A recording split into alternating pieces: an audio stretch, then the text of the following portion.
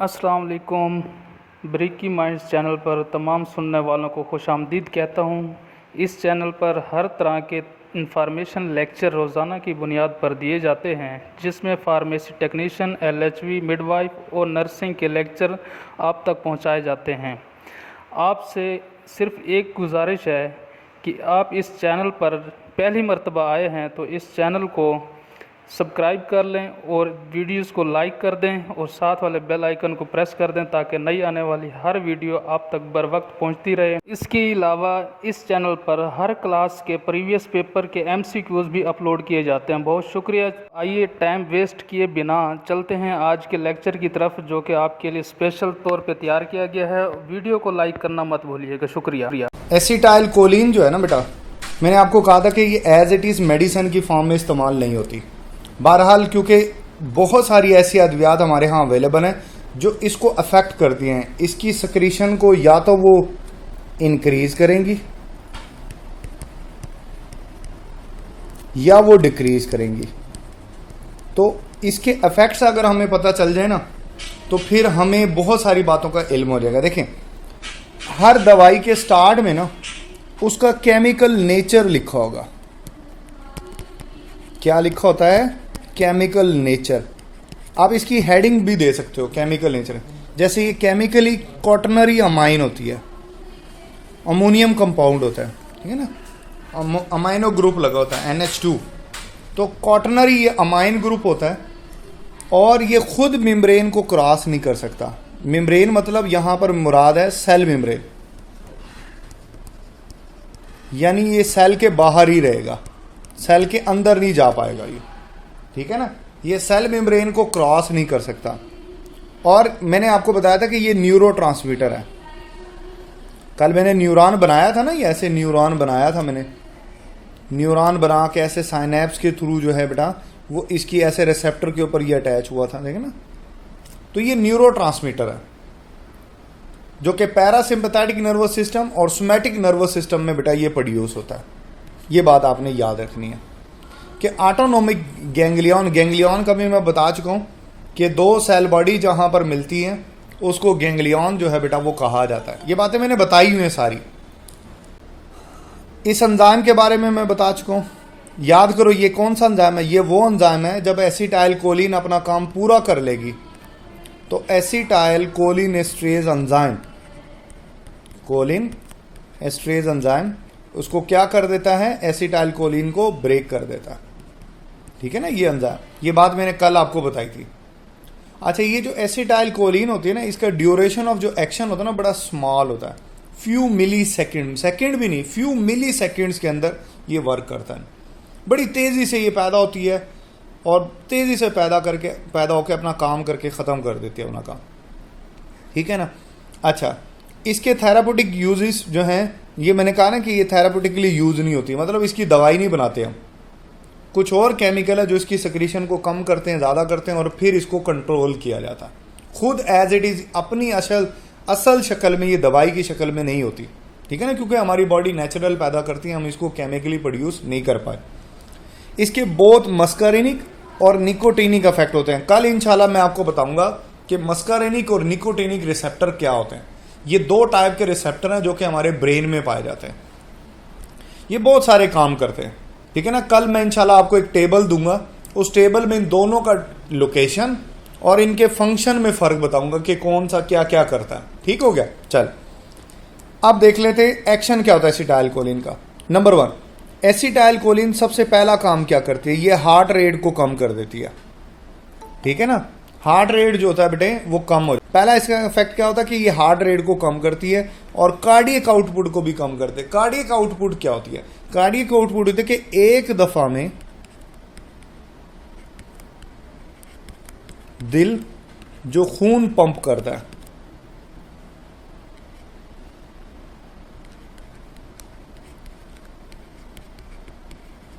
वो उसकी cardiac output कहलाती है। कि मतलब एक दफ़ा में उसने, बाज़ का हार्ट एक दफ़ा में थोड़ा बहुत फ़र्क होता है। हार्ट अगर अच्छा काम कर रहा हो तो ज़्यादा खून पंप करता है तो कार्डियक आउटपुट ज़्यादा हो जाएगी। जब वो काम स्लो कर रहा होता है तो कम ब्लड एक दफ़ा में पंप करता है। तो कार्डियक आउटपुट कम हो जाते हैं। तो एसिटाइल कोलिन कार्डियक आउटपुट को कम करते हैं, दिल थोड़ा थोड़ा खून पंप करेगा।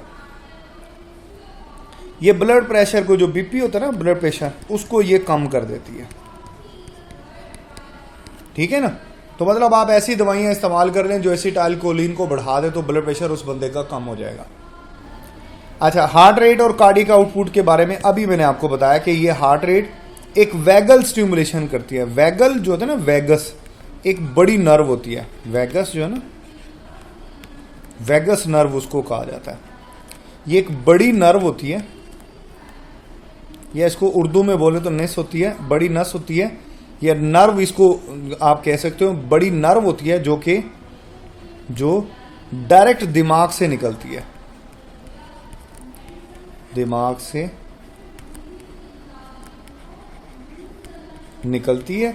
और जो चेस्ट वाला हिस्सा है ना, उसको इसकी सप्लाई आती है। बेशतर तौर पर ये दिल को सप्लाई देता है, ठीक है ना, दिल में होती है। तो ये वहां पर दिल की धड़कन को और कार्डियक आउटपुट को कंट्रोल करती है। ठीक हो गया। ये अभी मैंने बताया कि ये ब्लड प्रेशर को कम करेगी। कैसे कम करेगी? ये वैसोडायलेशन करती है। क्या मतलब होता है वैसोडायलेशन का? वैसोडायलेशन का मतलब होता है खून की नालियों का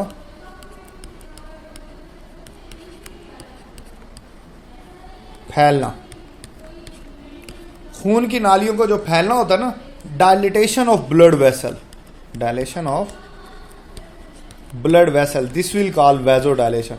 मैंने बताया था जब खून की नालियां फैलती हैं तो बेटे प्रेशर कम हो जाता है, फ्लो बढ़ जाता है।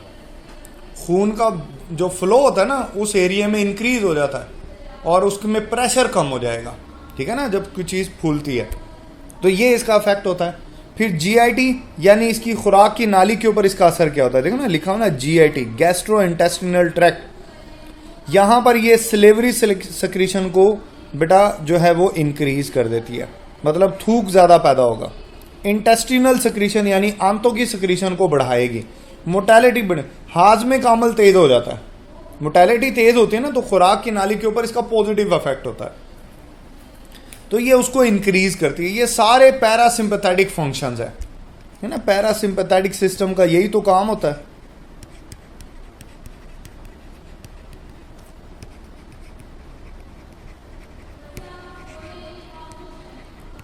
यही सारा काम होता है। ठीक हो गया। और स्टिमुलेट द इरेक्शन, सेक्सुअल जो है बेटा ये स्टिमुलेशन करती है, सेक्सुअल स्टिमुलेशन होती है इससे, एसिटाइल कोलिन से ना इरेक्शन हो जाती है। आंखों के ऊपर इसका इफेक्ट बड़ा सिग्निफिकेंट है, आईज के ऊपर। ये जो आयरस होती है ना, आयरस, कल मुझे याद दिलाना, मैं आपको ना आंखों में आयरस क्या होता है, प्यूपल क्या होता है, वो लेबल करके डायग्राम दिखाऊंगा आपको। आयरस के मसल्स जो होते हैं बेटे, ये उनकी कंट्रैक्शन काज करती है, सुकड़ते हैं ये। प्यूपल कंट्रैक्ट करती है। मैंने बताया था कि प्यूपल हमारी आंख के अंदर जो ये ब्लैक पॉइंट होता है ना, इसको प्यूपल कहते हैं। तो ये सुकड़ती है इस दवाई के असर की वजह से, ठीक है ना। इसके सुकड़ने के अमल को मियोसिस कहते हैं। ये मियोसिस MI वाला ओसिस है, आंख प्यूपल का सुकड़ना, प्यूपल का सुकड़ना होता है। और ये सिलेरी मसल्स जो होते हैं, मैं दिखाऊंगा ये आपको, सिलेरी मसल्स, स्फिंक्टर्स, ये दिखाऊंगा, आई की डायग्राम दिखाऊंगा आपको, उसमें बताऊंगा कि सिलेरी मसल्स कहाँ पर है। तो ये उनको भी सुकड़ेंगे, वो भी कॉन्ट्रैक्ट करते हैं।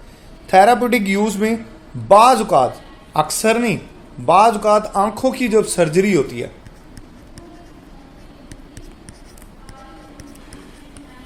सर्जरी में इसका 1% सोल्यूशन इस्तेमाल होता है, ठीक है ना, ताकि ये प्यूपल सुकड़े। आंखों की सर्जरी में, ये मोतिया वगैरह की सर्जरी करते हैं ना, काले मोतिया की, ग्लाकोमा की, सफ़ेद मोतिया की सर्जरी होती है, तो उसके अंदर इसका 1% सोल्यूशन जो है ना वो आंखों में डाल देते हैं, तो उसे प्यूपल सुकड़ जाती है और सर्जरी में आसानी मिलती है। मुज़र असरात इसके क्या होते हैं बेटा? ये डायरिया हो जाता है, लूज मोशन हो जाएंगे, डायरिया लग जाता है अगर ज़्यादा इस्तेमाल किए नहीं ना, या ऐसी दवाई इस्तेमाल की जिसने इसकी मिकदार को बहुत ज़्यादा बढ़ा दिया, तो बंदे को डायरिया हो जाएगा। मियोसिस अभी आपने पढ़ा है, मियोसिस प्यूपल का सुकड़ना। नोजिया जो होता है ना बेटा, मतली को कहते हैं, बंदे को ना मतली होना शुरू हो जाती है। यूरिनी अर्जेंसी, उसको ऐसा महसूस होता है कि हर वक्त के उसको जो है ना वो पेशाब आने वाला है, इसको कहते हैं यूरिनी अर्जेंसी। हाजत महसूस होती है उसको बार बार पेशाब की, ये वाला अफेक्ट होता है। ब्रेडिकार्डिया, ब्रेडिकार्डिया क्या होता है? दिल की धड़कन, दिल की धड़कन का स्लो हो जाना, दिल जो है ना वो स्लो काम कर। ब्रोंको कंस्ट्रिक्शन, ये क्या होती है? आपने पढ़ा ना, ब्रोंक्यूल फेफड़ों में पाए जाते हैं, ब्रोंक्यूल, ब्रोंक्यूल्स का सिकुड़ना जो होता है ना, दमे के मरीज में ऐसा होता है, उनको दमे जैसे अलामात मिलेंगे अगर दवाई ज़्यादा इस्तेमाल की। एवी ब्लॉक, ये ना दिल के अंदर होते हैं, इनको कहते हैं आर्ट्रियो वेंट्रिकुलर, ठीक है ना, आर्ट्रियो वेंट्रिकुलर, यानी एट्रिया और वेंट्रिकल के दरमियान में ये होता है, ठीक है ना, ये नोड होता है असल में ना, जो एट्रिया और वेंट्रिकल के सिकुड़ने और फैलने को कंट्रोल करता है, वो ब्लॉक हो जाता है।